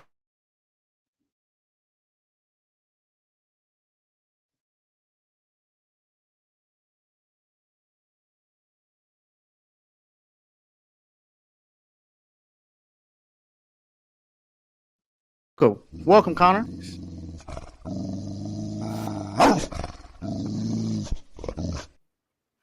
All right. Now, we just have the last two Mohicans. Just two more. Dos. Now we go back to college basketball. And a conference that's not really known for basketball, it's known for football. You hear about Georgia, and you even hear about Auburn and Alabama. You got other teams like Kentucky that's in the SEC. You got was it Mississippi State that's in the SEC. You got some really good SEC teams in there. Florida, can't forget about Florida. So we all know what the SEC is when it comes to football. But this head coach is making this team known for basketball too. And this college ain't known for having good basketball teams for real. Now we know they were here. We're not talking about Georgia. But we know who my brother represents. This basketball team is not known for being very good. But this head coach has been helping this team since he got there. It's been there since 2019. And he's won 2 SEC championships with this team. One of his players is playing in the league right now with the New Orleans Hornets, who are not that good.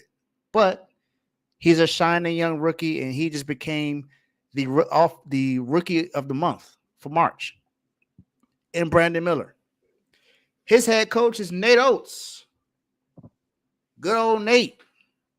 Nate has Alabama in the Final Four this year.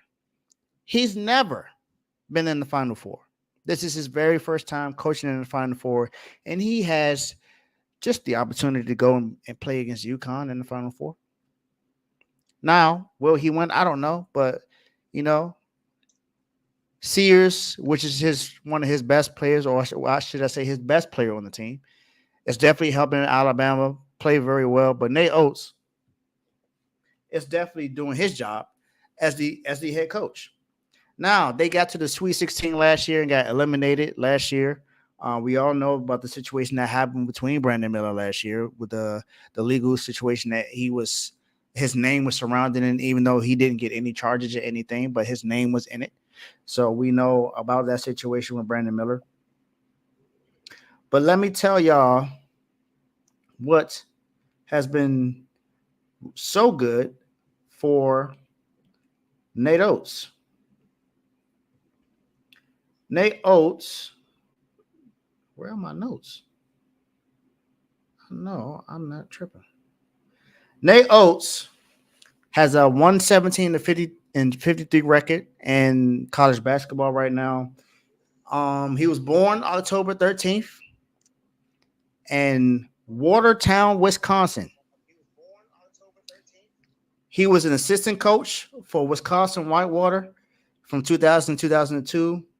He was a head coach in Romulus High School. Then he became the assistant coach for Buffalo in 2013 and 2015. He took over as the head coach in 2015, all the way up until 2019 when he left and became the head coach in Alabama. His overall college record is 214 and 96. His high school record is 222 and 52. And as I told you guys before, he's the head coach of Alabama. Alabama is not known as a basketball team. This is Nick Saban town. This is Alabama Crimson Tide. Roll Tide, baby. You know, we know what they represent in football. Shannon Sharp has called it the Alabama Invitational when it comes to the playoff, because more than likely they're almost always there. They were there again this year. They didn't win at all, but they were there this year. Nate Oates has been an awesome head coach for Alabama. And he has the opportunity to make it to the championship game. Now, whether he does it or not, I don't know. That's yet to be seen. We know how my brother feels as the UConn fan. But Tony, I think you also know that he deserves to be here. I mean, like I said beforehand, I said it jokingly. After they they won to make it into the Final Four. I think I said it to you in the chat that they had a great season. I meant that jokingly, as in what Kobe said, but I also meant that honestly, they've had a great season. You know, considering what he's had to deal with the last couple of years with that team, they had a great season this year. You know, I didn't expect from them. They were not in my Final Four. As a matter of fact, there's only one team that's there that was in my Final Four, and of course, you guys know who that is, right? I didn't expect Purdue to play like that Purdue's played. But anywho, we're talking about Nick. Nick has got the best out of this team. Now, how that's going to continue, whether it's going to continue on that, of course not. Of course not. Everyone knows that. Everyone knows that. Like they have a chance, right? I'll tell you this much. I'll give you the formula. Every game that UConn has lost this year, they've been down at halftime. Every game that they played this year, they've been down at halftime. If Alabama can get them down at halftime, then they have a chance. If they don't, and UConn is up, the game is over. Because just like Becker's turned it on in the fourth quarter, that team turns it on in the second half. And Dan Hurley has quickly becoming one of the better college. Well, he's always been. I mean, if you look at his record, you'll see that he has had an exceptional record as a coach. This is his fourth year, consecutive years he's had a team in the NCAA tournament. Right? Where did Dan Hurley play? Where did he play? I don't remember. Some small school. I don't know. Small school. Funny. Yeah. Yeah. His brother played at another school. Yeah, sure did. At a school. Bobby Hurley? Yeah. Now, I don't know where his career would have been like had he not had that accident. But if you want to talk about a dog, that's a dog there. Right? He was a dog. Right. But anywho, Yeah, this coach is he's changing he's changing what most people see in that school at Alabama. Alabama's always been nothing but a football school. But now they got to come in there and say that they're both. The same thing that happened down in Florida. Um, Florida was only known for football, Yep. right? They were only known for football. They got a team that won back-to-back championships. You know what I'm saying? Shout out to Billy Donovan. So, he's slowly changing it. I don't think he's convinced the Tide Nation that they're a legit team. They do this again next year, they're going to have to give him a contract extension. Hey, I think he deserves it. He has 2 SEC titles, made the Sweet 16 and then the Final Four. So I think he deserves an extension. Yeah, but you know how Alabama is, man. They didn't even give Saban an extension for hey, he had won like 4 championships. That's true. That is true. So I'm just saying if he does this another year, considering the fact that it's basketball, he comes back and does it another year, then he'll earn it and they'll give it to him. Absolutely. Well, Nate Oates, roll Tide, baby. Welcome as a dog. You would never get that out of me, sir. I know. That's why I said it, because I know you won't. Never. All right. Last. As a matter of fact, when I die, if I die before you, I want you to put a burning flag, an Alabama flag. Just put it on top of my casket as I'm going down. You just burn it. Just let me go out happy. Okay. I'll take a mental note of that. Last but certainly not least. Oh, we got 2 more, remember? Yes, as mine's the dogs. As the dog. The last dog of the week. I think it's crazy that I have not had this guy featured on my show yet. But we're here. We are here to talk about someone who's been in a very, very high conversation since he got drafted into the league. Came out of Akron, Ohio. Drafted number 1 overall to the Cleveland Cavaliers in 2003. A draft that also held Darko Milicic and Carmelo Anthony and Chris Bosh and Dwayne Wade. We can name all the other players that were drafted in this. But this man is in his 21st league in the year, and he's still playing like he's in his prime. He's averaging 25 points per game. He's shooting the best he's ever shot in his career from 3. He's shooting 41% from 3 this year. The only thing is his team is in the play-in tournament. But they won the play-in tournament last year and made it over to the Western Conference Finals. So I don't think we can take this team lightly. He has played for the Cleveland Cavaliers. He played for the Miami Heat, where he won his first 2 championships. He went back to Cleveland and won another championship. Then he finally went to the Los Angeles Lakers, where he currently plays now, and won his 4th championship.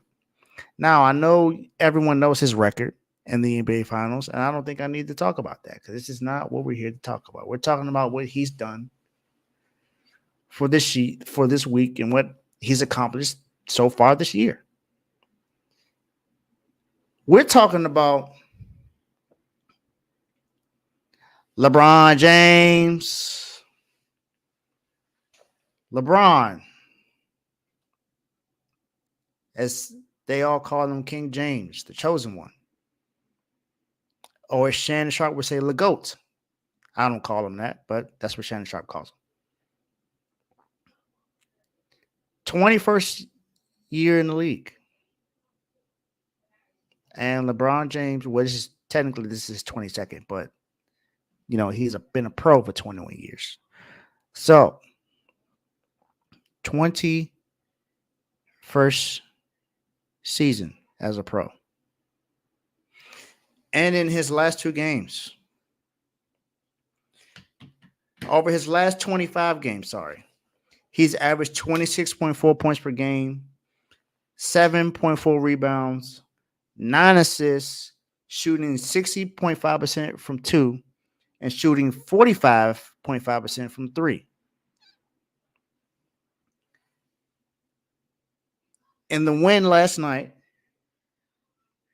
he put up 23 points, 9 rebounds. 23 points, 9 assists, and shot 10 and 12 from the field. Not only that, he has the highest true shooting percentage since the All-Star break at 67.5. He now has broken another record this year where he has the most 30-point games regular season and playoffs all time at 672 games. He also broke the record for the points. He has the most points in NBA history now. He's the first player to score over 40,000 points in NBA history. And it's going to continue. Not only in NBA, he also broke the basketball record for most points ever by a basketball player. So LeBron James has not only broken records, he's not only won championships, he also did something that's only been done twice, and both happened last year, is when you had 2 play-in teams make it to the conference finals, and only one play-in team made it to the NBA finals. That was the Miami Heat. But LeBron James has been playing outstanding this year as he continues, as he's had his entire career just about. So LeBron James, I think, is without anything really to be said. You're a dog. We all know what you've ever accomplished. And I believe now you leading this team with this team winning, I believe they just won tonight. So that would be winning 8 of the last 9 games. And who's leading this team? It's you. You're a dog. Tony? Yeah, I mean, he's having a great year. He's having a great second half, really, of the season. Pretty good things that he's doing. I kind of like the way they're handling him with his days off. All that they use the ankle or whatever they're trying to say is wrong with him. It's the reason why they have him being off. I think it's more of rest than anything. I mean, can't really say. I mean, there's a lot of things that I could say about him, um, and a lot of things I can say about the records and all those other things right there. I would just say this right here. He's playing great this year. Um, if they'll make the play in, right?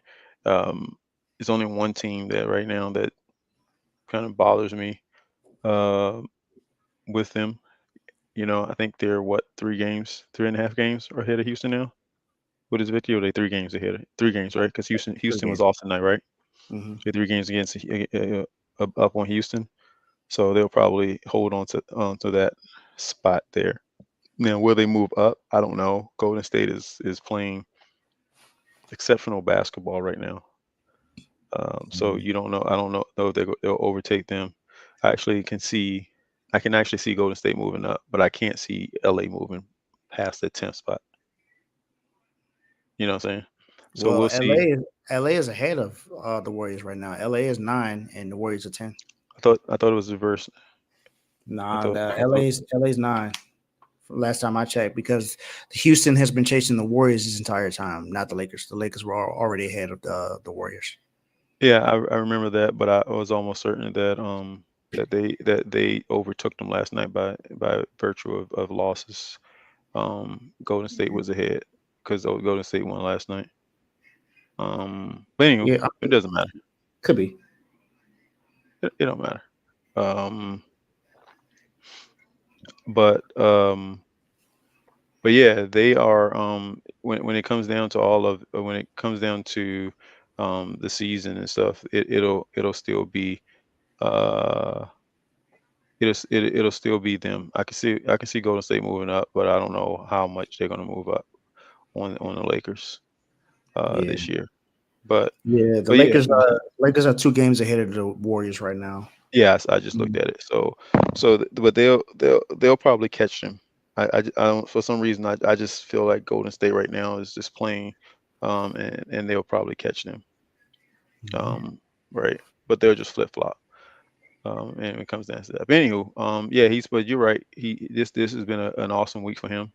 Even with the one loss, this has been a pretty good week for him. Definitely 189. He put up 25 points tonight. So But he had shout out to like Bron. didn't he have like a triple double in that loss? Yeah, he did. He did. It was like a slight triple double. It wasn't like a monster game. I Hey think it man, was a triple slight double is one. a triple double to me. I don't care how you get it. It's still a triple double. I That's mean, we can't all be like Russell Westbrook and our team make sure we get rebounds. So just saying, and the Bucks have lost 2 straight. Not looking good, Milwaukee. they But lost we talk they lost about to the LeBron, Wizards. so They lost to the Wizards. and then they just lost to the Grizzlies. So Bron, I know you like. Finally, it's about time. Welcome, my guy. You in the doghouse? Sigh, he's not in the doghouse.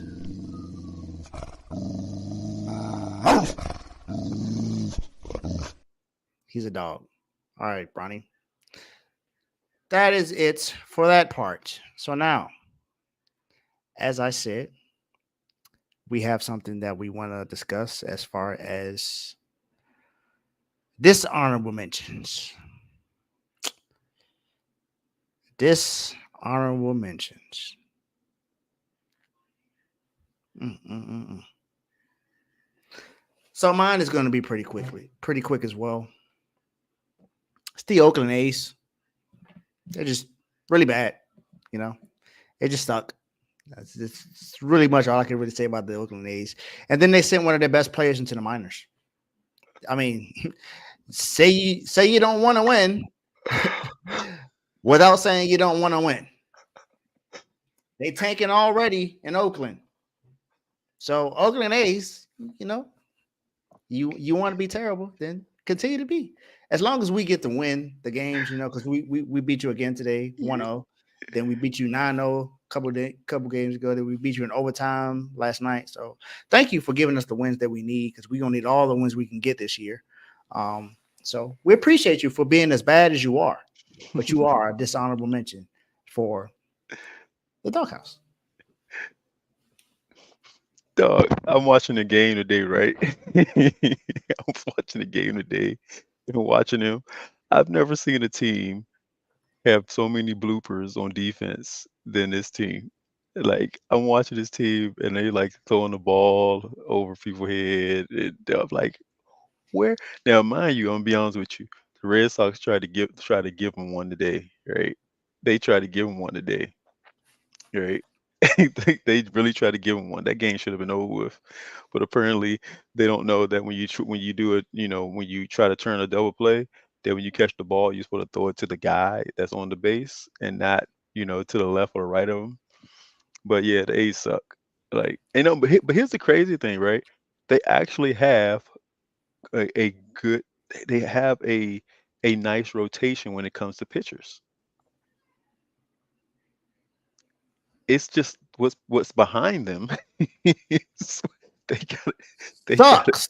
they gotta they gotta they gotta throw all strikes. They gotta have 27 strikeouts in order to win, bro. Hey, Teddy. Hey, but we're 5-2. Mm-hmm. That's all. That's Five all we and got to two. say. We're They're just playing one five and loss two. behind y'all. Just 5-2. one loss. That's all I'm saying. They're 5-2. And hold We on. didn't get smacked like y'all did. Y'all lost 7-0.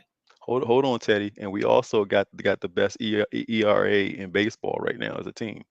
Mm, Just want to point that out too. mm. Now our defense does Our suck. team ain't get smacked 7-0. All right, ready? Start spreading bad news. Go ahead, Tony. All right, so my dishonorable mention, um, and I don't even want to know this guy's name, right? But I know his name, but I don't even know if his name should be mentioned, right? Because I uh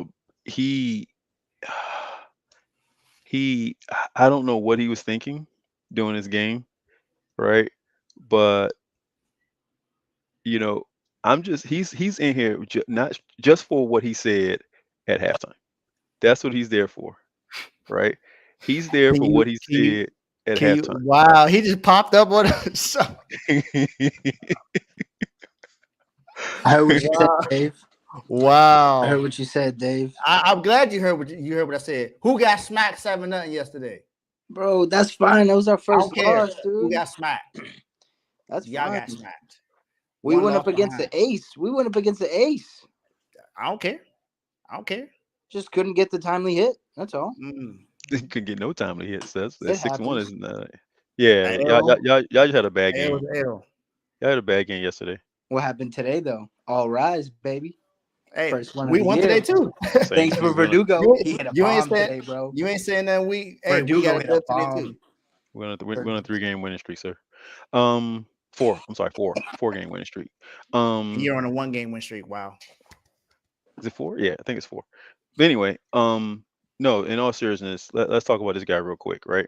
And you can stay on Teddy for this one here because you may know who I'm talking about. But the head coach of Illinois, Brad Underwood, he should stay in the doghouse. Like he had no strategy when it came down to that game. Now I'm happy he didn't have any strategy because playing against UConn, I was like okay, and I actually thought it was going to be a tough game, right? They were only up 28 23 at halftime. They went and talked to him when he came back out, and he said, "Yeah, our strategy is to go at the big man." What did they get you? What did they get you? What did they get you? Our strategy is to go at Klingon to get him out the game. What did they get you? What did they get you? What did it get you? A L. The man, look, the man blocked a shot one time where his hand was on top of the ball like this and brought the guy down with him with the ball. That was crazy. Why would you go at a guy like that? They went on a 30-0 run. You have timeouts for a reason. You got time. Your team didn't score until 12 minutes and 41 seconds to go in the second half. He'll never forget that time. Not to mention, not to mention the time frame when they went on a 5-0 run to end the half. Bruh, I don't know what he was thinking. Like your strategy, and they tried. They kept trying it. They were 0 of 19 on contested shots. Guess who contested most of those shots? The big man. Like, why would you do that? Like, all they did was build his confidence. That's all they did. Every time they came there, and he built this confidence. He was like, there were shots on offense he never takes. And my man was out there going to the hole, and I was like, he out there playing with kids on the playground right now. That's how he played. That boy was having a ball. But he should be ashamed of himself as a coach. Ashamed of himself as a coach. 30-0 in the Elite Eight. Should be ashamed of yourselves. They should take a year off your contract. Dang. Well, you embarrassed those boys out there. No. If I'm being real, he embarrassed them boys out there. They went to the sideline. And he sat down and was like, "Hey, I don't know what to tell you." he pulled the Iman Shumpert when he was facing Kobe. Bruh, he was just like, Hey, look, man, you play to win the game. Well, they played to lose. So those are dishonorable mentions.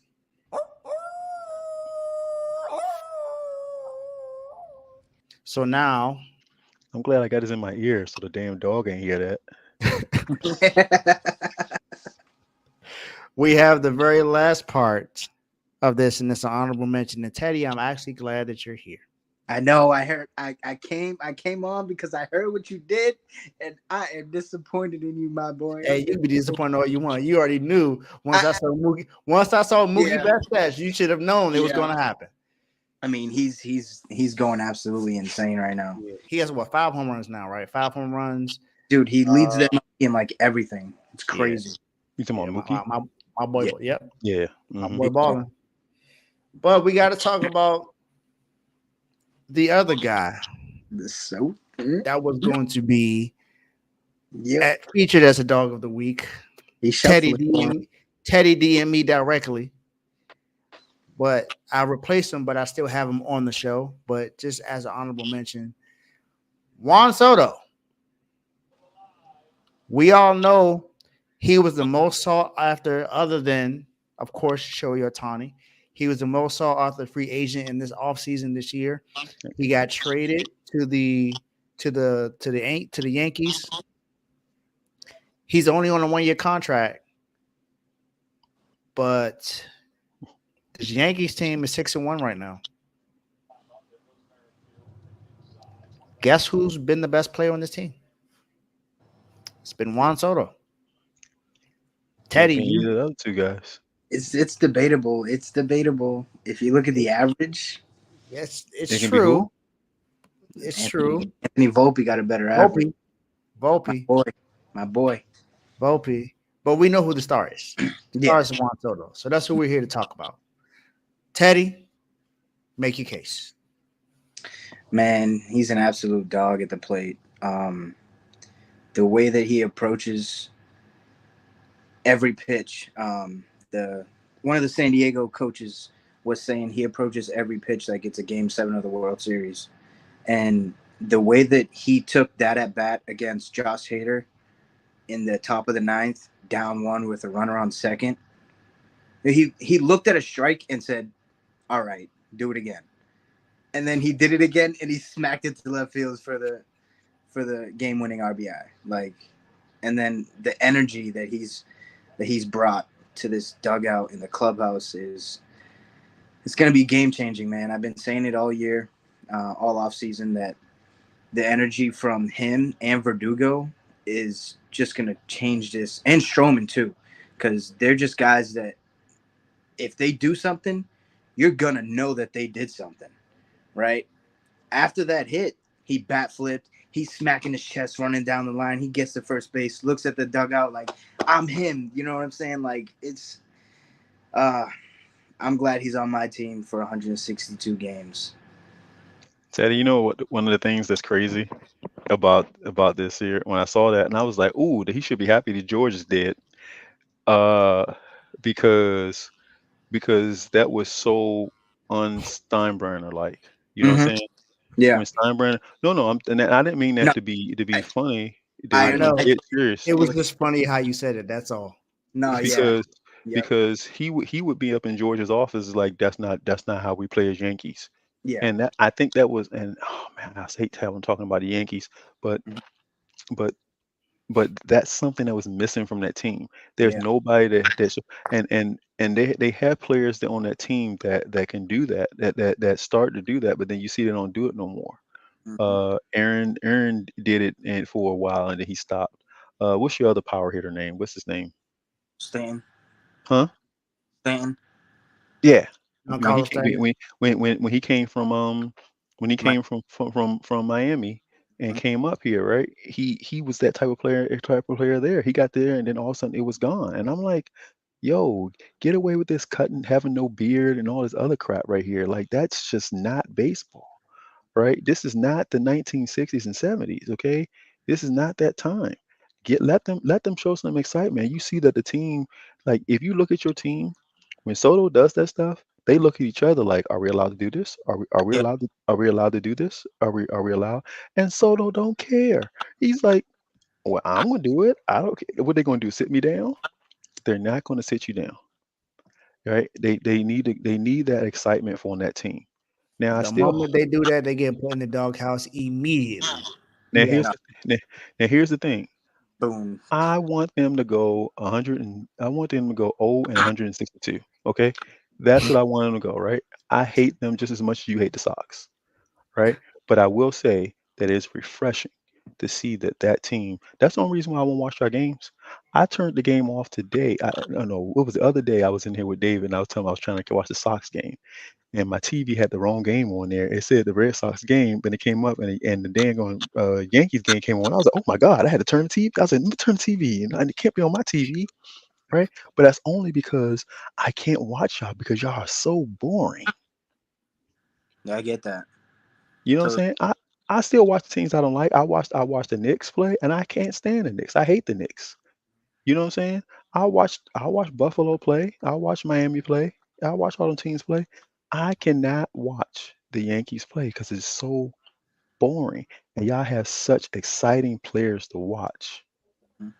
but they will never be themselves as long as that GM won't let them. That GM won't let them be themselves. Mhm. That's facts. That's big facts. I agree But with that. there you go. There you go, Teddy. You got to talk about your boy Juan Soto. I still need my invite, Teddy. Man, you're invited whenever, dude. You're Look, Teddy, let me tell you something about my brother. He needs a direct invite. all right. Like, send him the link. Let him know when it is. Send him the link. Yeah, my time is valuable. No, I'm joking. Gotta hit the Stephen A. Smith. Oh man. I have one last thing I want to say on my show as an honorable mention. And I believe I said it in the beginning of my show, but I want to say it now. Big shout out to the ACC and the Big East for having two teams in the Final Four the first time in NCAA history. So I think it's called for us to give them some praise. So great job. It's unfortunate that neither one of these ACC teams are Duke, but hey, it's cool. It's the men's and the women's, right? Yep, men's Yeah. and women's. You got UConn and men's and women's, and you got NC State and men and I think women's. it's UConn's second time doing it though, Yeah. if I remember correctly. I think UConn's done it before. Is it third time doing it with the boys and girls and men and women? I knew it was either the second time. I know they did it a couple years ago. Because they did it in 2004, then they did it in 2014, and now it's 2024. Yeah, So that's right. Every That's 10 right. years they've been here. Yeah. And the crazy thing is they won the title both of those times too. Mm-hmm. So I think We'll it seems like a foregone conclusion. But But the that's guys, but I don't know about the girls. you never know. Yeah, South Carolina is a problem. So plus, but you got to deal with Iowa first. Caitlin she can go for 50. So, Yeah, but what's the rest of the team gonna do? sometimes it don't matter when it comes to her. It's the same thing I said to you about Juju. They're gonna let Juju score, but what's the rest of the team gonna do? Well, they didn't let Juju score like she wanted to, so that was a little different. They defended her very well. Exactly. She ain't the shooter that Caitlin Clark is. They're gonna still defend her. Hey, I'm not. I didn't make my choice yet, so all I know is it's gonna be a great game. I can't wait to watch it. I haven't made my choice yet either. Whatever. That's the show for tonight. Appreciate my brother and appreciate Teddy for making a special guest appearance. Just popped in out of nowhere, just like the Yankees do all the time. But thank you. Appreciate you guys. I will at least see you guys next week. And hope y'all enjoyed a great show. Peace.